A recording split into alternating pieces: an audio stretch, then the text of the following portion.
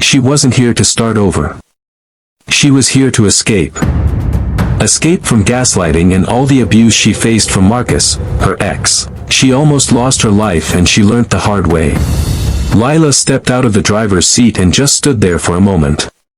No rushing, no fear of who might be watching, no phone buzzing with messages she didn't want to see.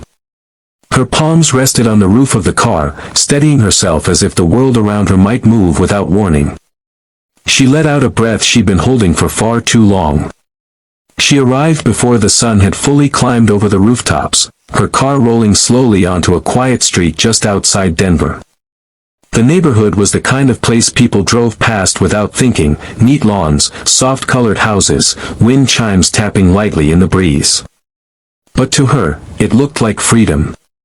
A moving truck was already waiting at the curb. The driver nodded, ready to be done with the job. Lila opened the trunk and began lifting boxes, stacked, taped, and labeled from her previous life.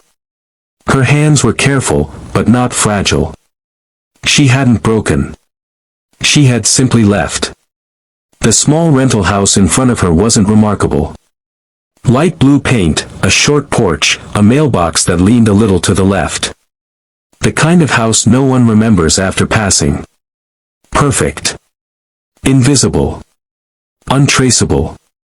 She walked up the short path and pushed the front door open. Inside, the rooms felt still. Not empty, just waiting. Light filtered through thin curtains in long, gentle beams.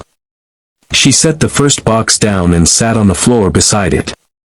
No furniture yet, no sound except her own breathing.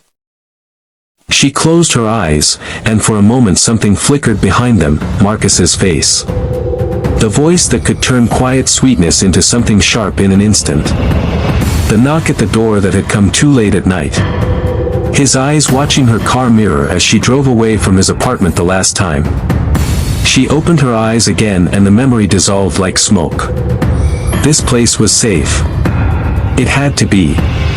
When she went back outside to grab another box, she noticed movement across the street. A woman, watering her front garden. Short gray hair, bright cardigan, soft smile that didn't look forced. The woman waved, cheerful and easy. "Welcome," she called out, like she had been waiting for Lila to arrive. Lila hesitated at first.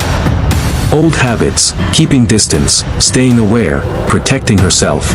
But she lifted her hand and waved back. A small gesture, but it felt like opening a window.